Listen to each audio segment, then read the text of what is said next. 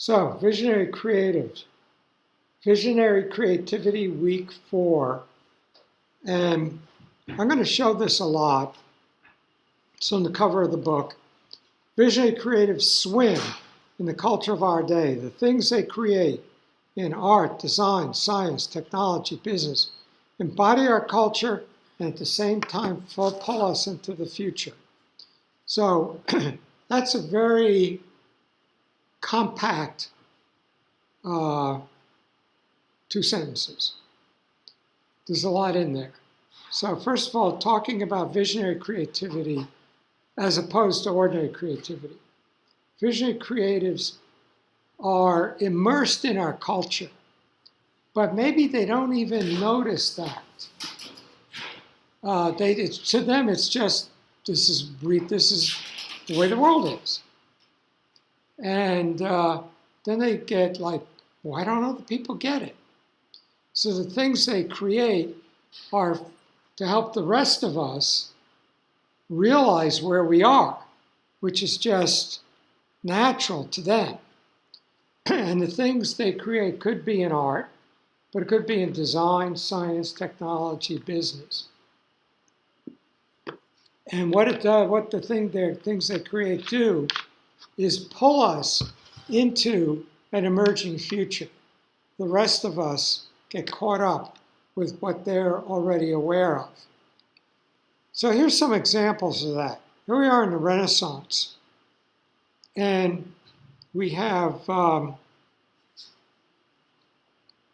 Isaac Newton.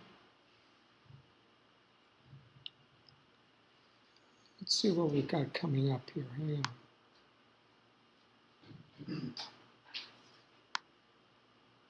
So we see Isaac Newton's laws of physics paralleling the perspective approach of Leonardo da Vinci's painting. And then if we jump to the 20th century, we see Einstein's relativity paralleling Salvador Dali's surrealism. So let's look at that Renaissance and see how we can sort of get a momentum up to today. So this is a painting called The Birth of Venus. So who's Venus?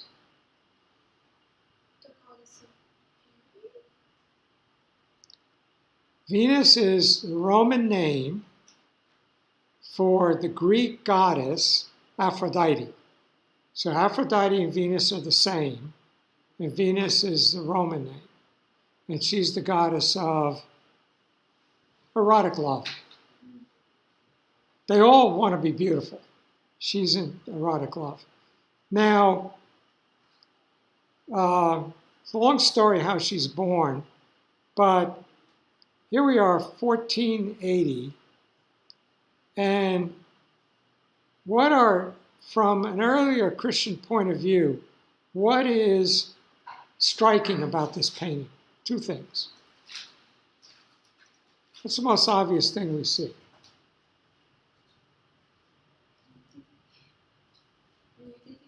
There's a naked lady here, right? So there's a nude figure, and where is Venus in the Bible? She's not. It's a Greek goddess, not a Christian. So we're looking at a non-Christian pagan tradition. So the Renaissance starts looking back at Greece and Rome. We get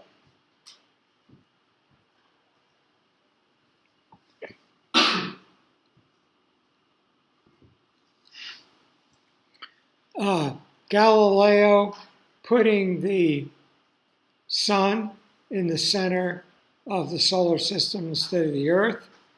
And we get perspective painting. This is a sketch by Leonardo da Vinci.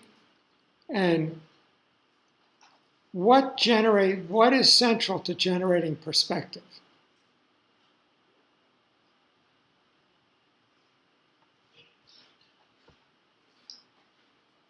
your point of view. It comes from where you're standing. And the horizon line is right at your eye level. Well, that's right here, actually. And then in single point perspective, if you're looking straight ahead, everything converges, like they like to say, like railroad tracks at one point. So linear perspective implies the emergence of a human individual with a point of view. And now, here is that human individual with Michelangelo's David. So first of all, what's the first thing we notice? There's a lot of anatomy. It's all there. All the muscles are there. So around this time, this is a little bit later, Vesalius does his book on anatomy. This figure is shown again and again and again, completely taken apart, so you can see what all the muscles do. But Michelangelo knew all that. He had done cadaver anatomy. And then this is David, a figure from the Old Testament and patron figure of Florence, but in the style of an ancient Greek sculpture. So it's tying together a rebirth of Greek and Roman culture with an anatomical sense of the human being in the biblical tradition. And then when we look at David's face, we see there's thinking going on inside. So there's psychological character. And then a home for that person. So this is a Renaissance villa, Villa Rotunda. And we can sort of see X, Y, and Z axes. So in the center of the dome, we stand at the center of Cartesian coordinates, X and Y coordinates, and then the vertical, the Z coordinate. So it's a three-dimensional grid which locates us in space.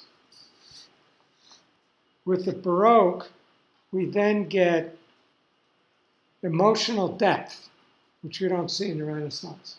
So this is a, hang on while I kill some lights.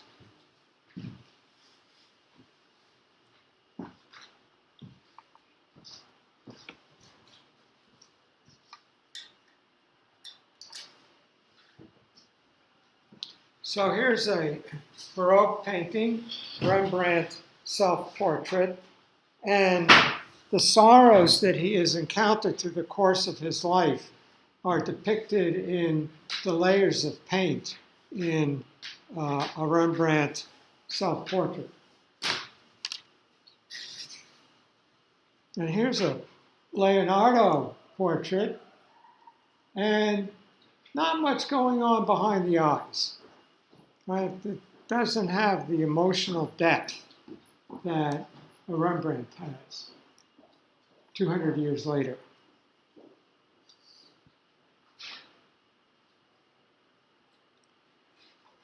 Now, when Copernicus put the sun instead of the earth in the center of the solar system, he still had round orbits for the planets,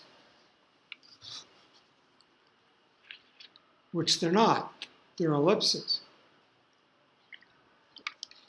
And the motion of an ellipse is of a planet in an elliptical, or in this case, a comet in an elliptical orbit, is dynamic.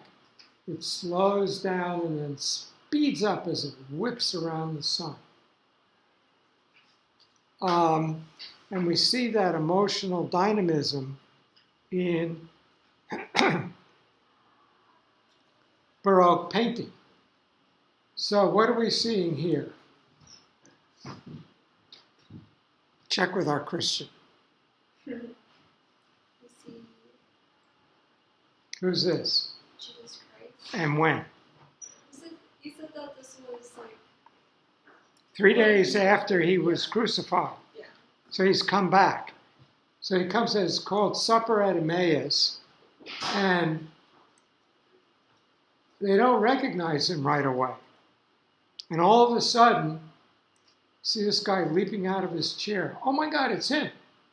And this one is reaching out to pull us into the action of the painting and point us toward the key figure. So we get emotional dynamism. So let's look at a calm and cool Renaissance painting and a dynamic and emotional Baroque painting. So what's going on here?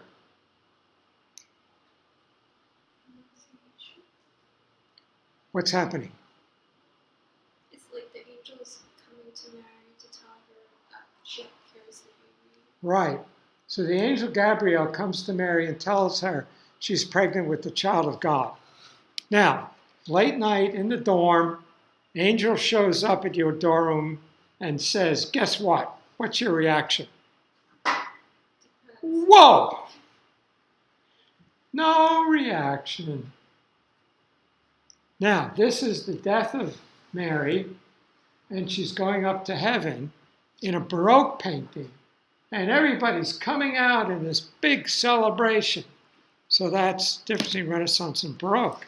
So let's take a Renaissance painting, and one of the things we want to do in this course is look at the relationship of your field to other fields. So let's look at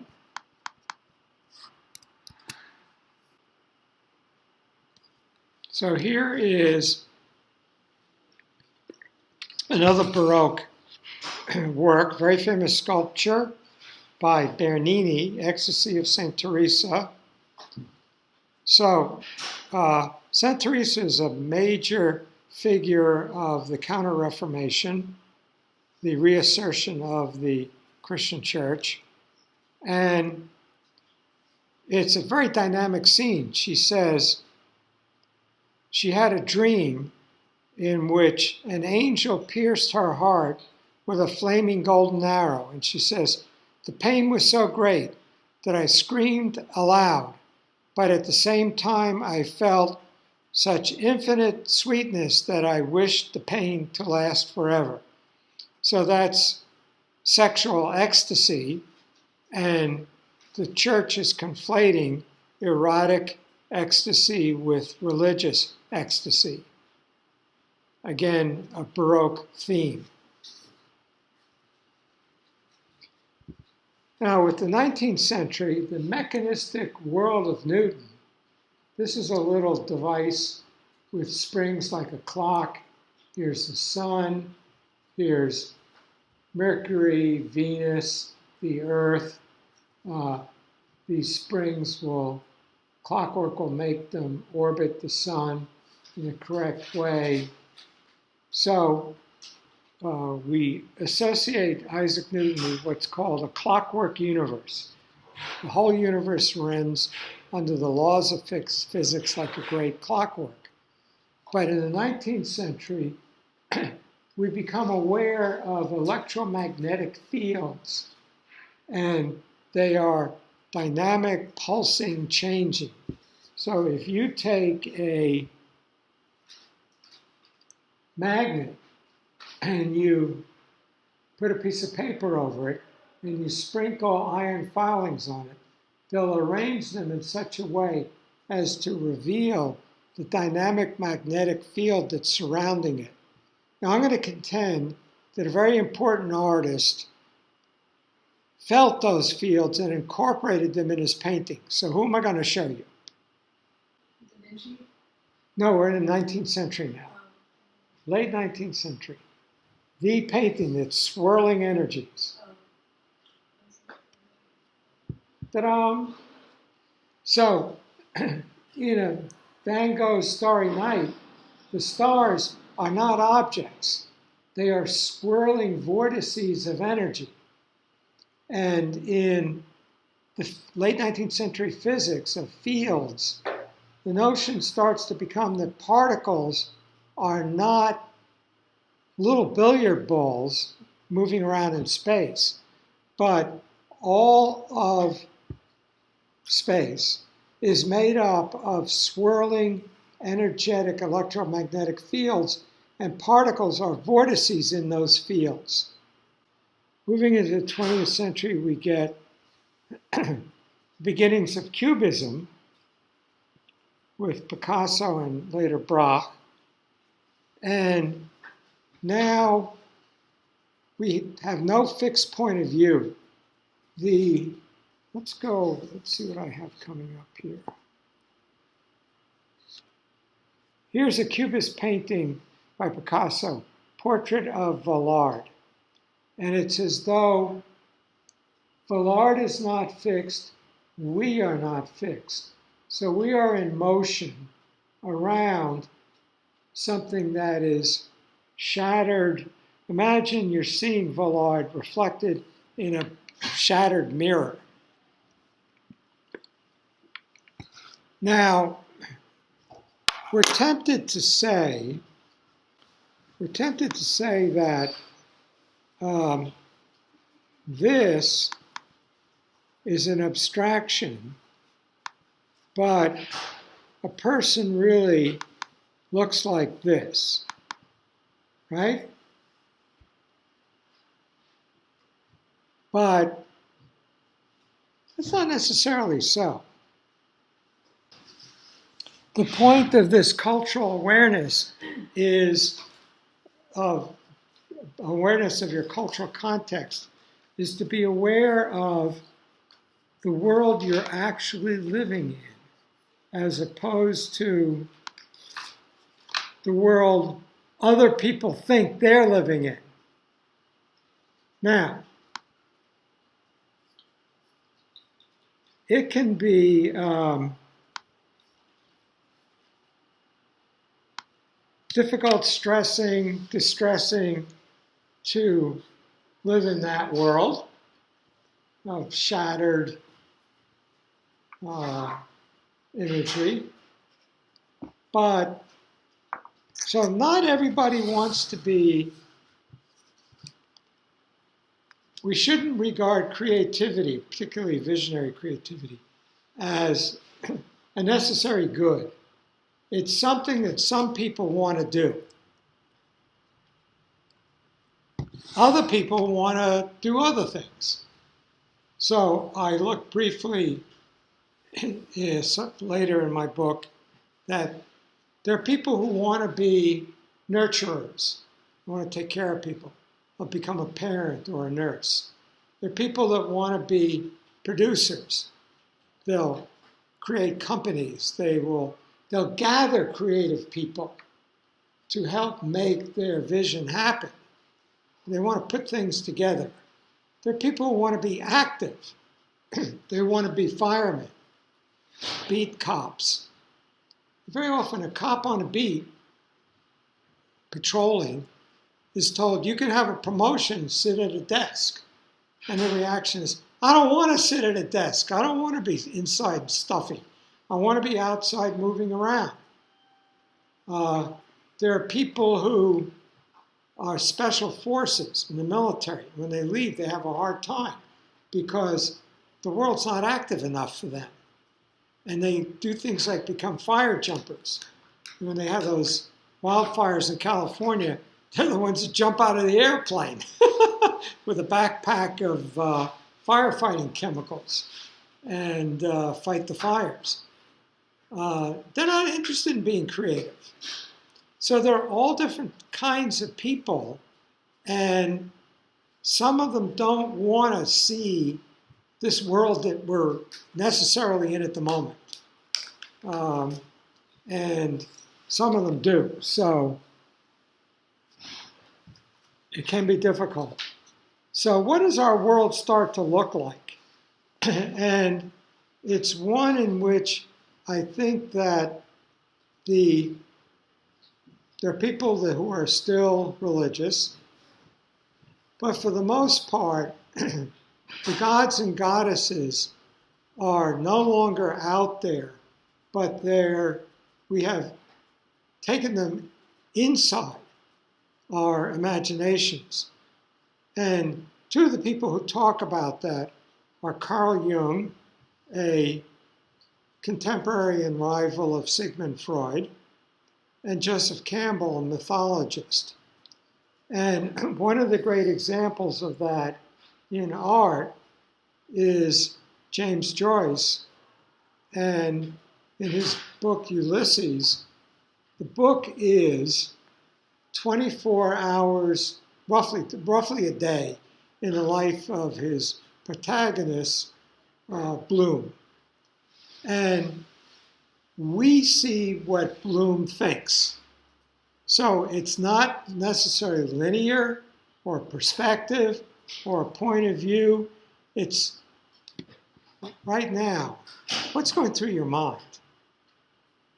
What's Lobell talking about? I better look up. Should I get back to my email? What time is it in the class? It's going to be over soon. What do I need for my class tomorrow? It's just all this stuff's going on in your head. And it's called Stream of Consciousness. The Stream of Consciousness novel presents that which is going on in your head. And the great Stream of Consciousness novels are James Joyce, Virginia Woolf, and Marcel Proust. And what's called a chronological novel is a God's eye point of view. Okay, what's the characters standing up, they're going through the door, they're going to the next room. Well, who knows that? God does. God's eye point of view. Whoops, there's somebody hiding around the corner. They don't know they're there. This is not going to be good. So they don't know that. Who knows that? The God's eye point of view knows that. So these modern novels abandon that for the interior stream of consciousness. Now, James Joyce Ulysses is, I don't know the dates, it's early 20th century. And then Finnegan's Wake is around 1940. So now let's jump ahead to our 21st century.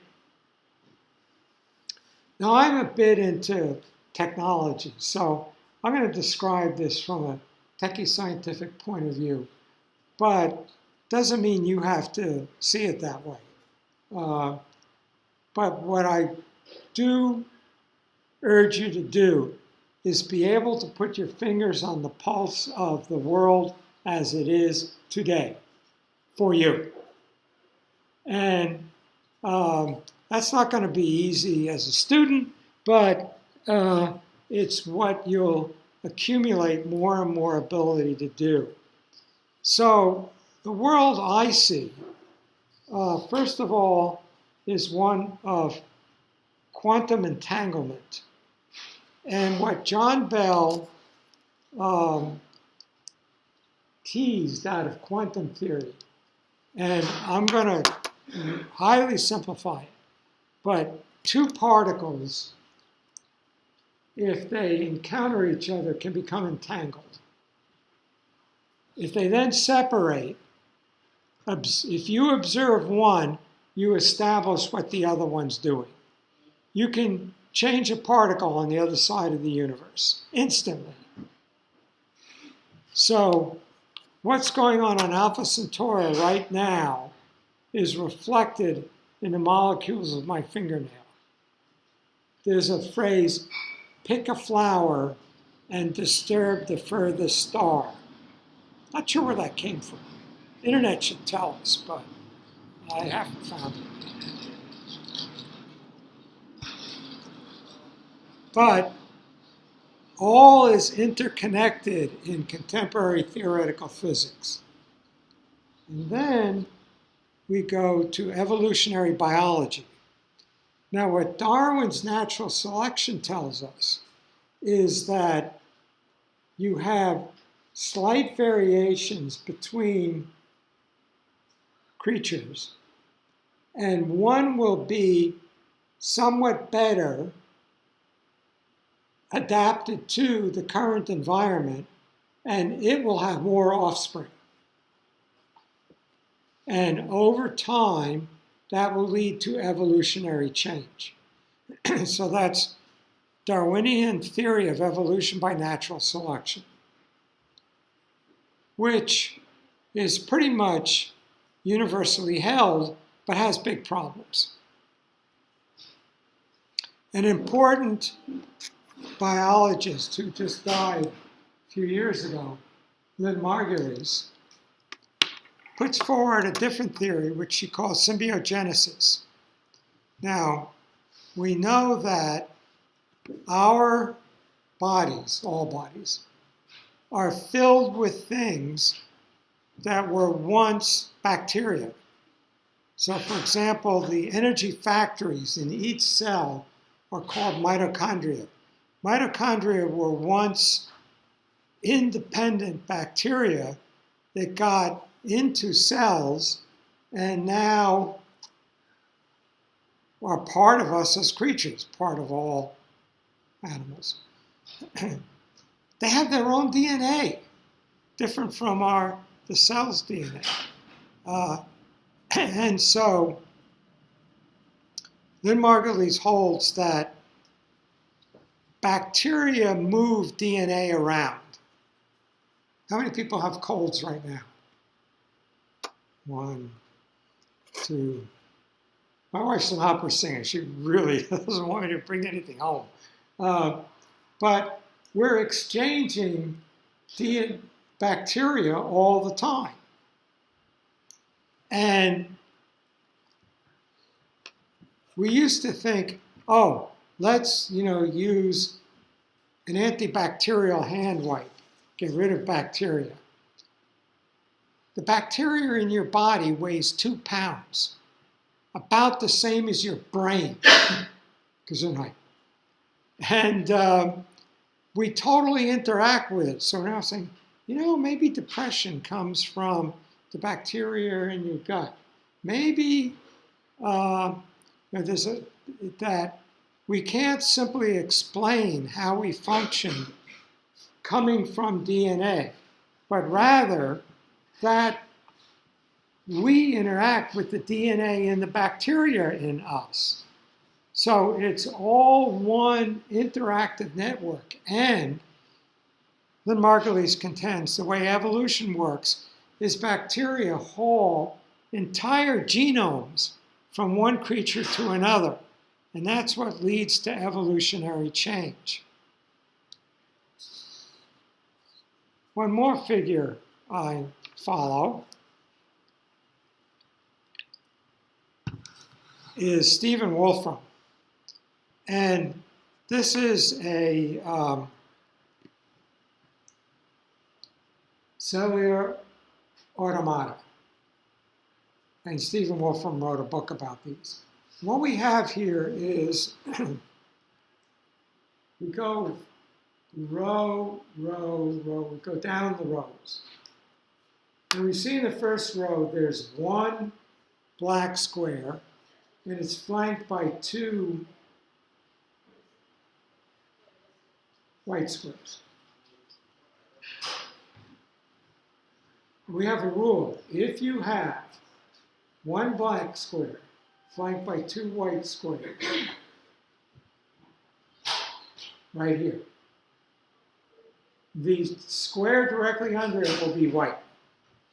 So in the next row, we make this square white. Now here, this square has 2 white squares and 1 black square above it. And the rule is, if you have 2 black squares and 1 white square, the square down there will be black. And there it is, it's black.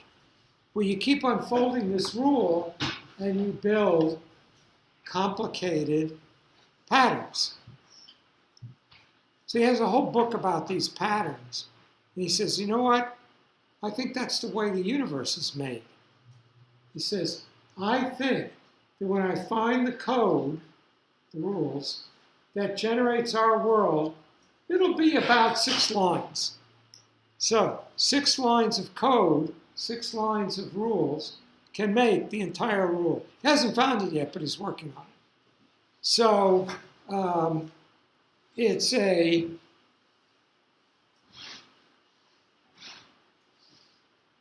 computational view of our world as being generated from rules, just like the rules in DNA, just like the principles of interrelationship of intertwined particles. So I see these kinds of what's going on in science. Now, we saw before that the perspective paintings of Leonardo follow the same rules as the Newtonian laws of physics. So I think our creativity in our world will take place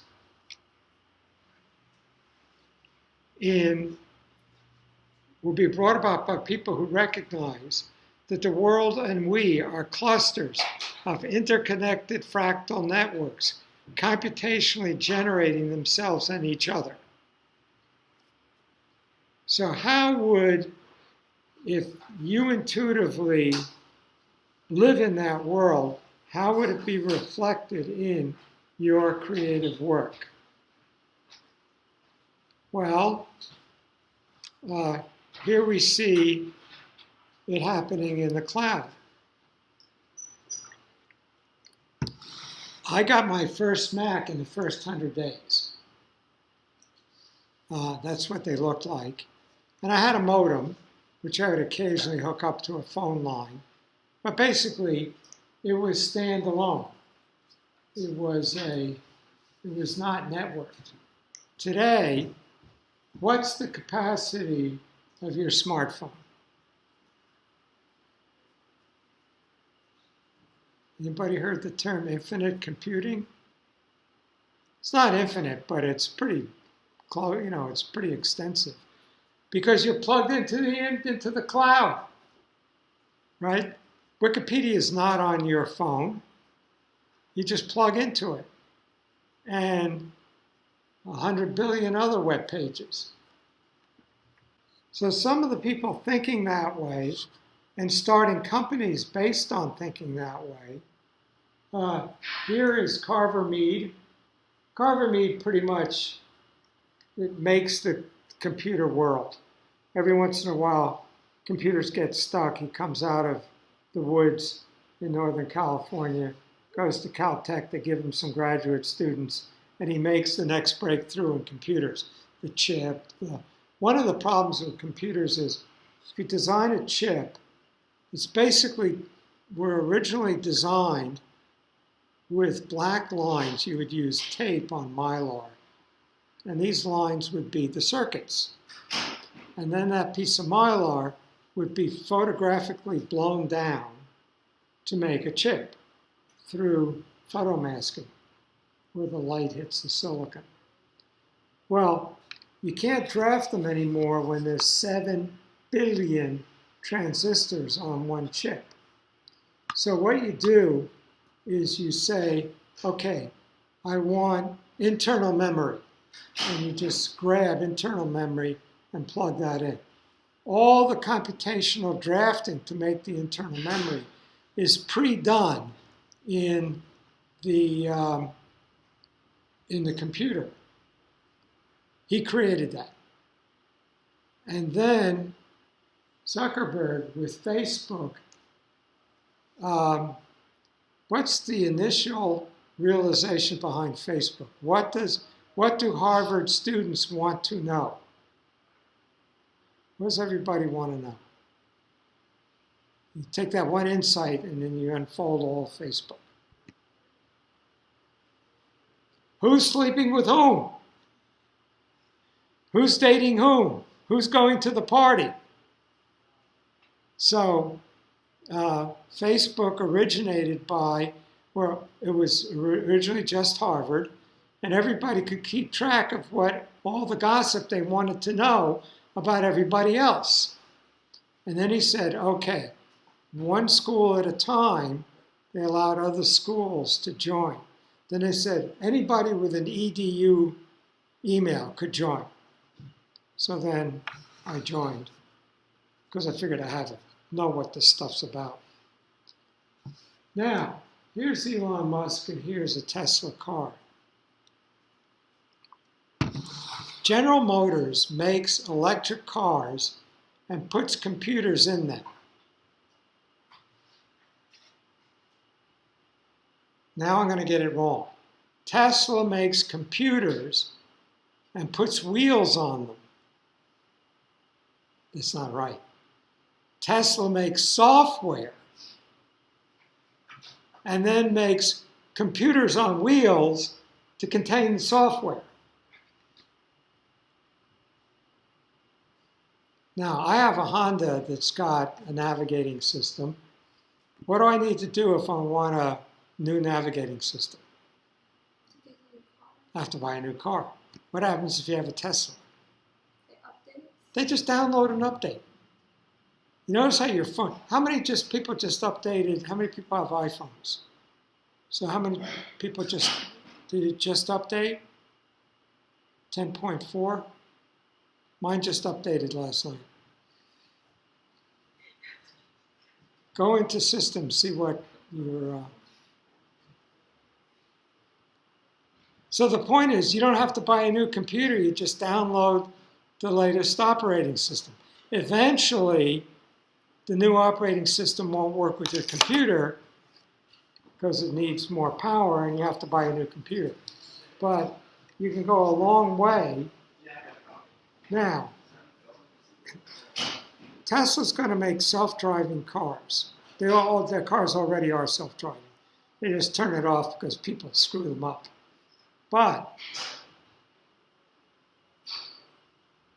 so your self-driving car will detect that the car in front of you is slowing down, right? Wrong.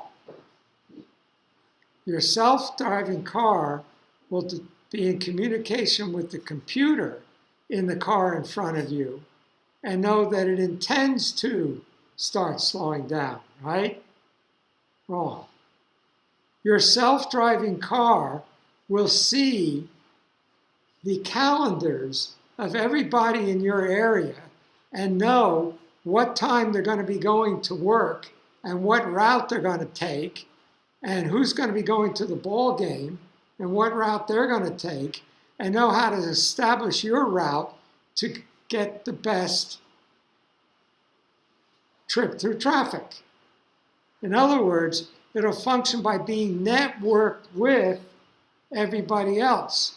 So Facebook, Twitter, Tumblr, Tesla, it's all networked. And there was a guy named, one of the heroes of the computational world is a guy named Bill Joy. He was chief technologist for Sun Microsystems. So he's one of the ones who created the modern computer era. And a famous quote by him was, "The network is the computer." None of these things make any sense isolated.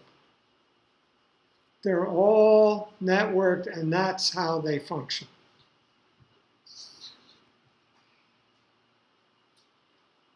So, visionary creatives know that our world is no longer what we have thought it to be, and a new world is struggling to be born.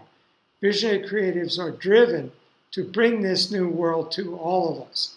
Now, I'm not going to say what that new world is. These are some things I'm interested in. But you're going to be, you could be very successful working for somebody doing what they need.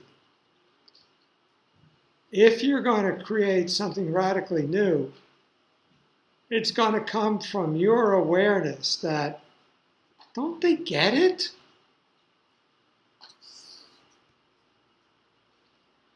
So I'm suggesting visionary creatives are natives of this world of clustered, interconnected fractal networks, computationally generating themselves and each other.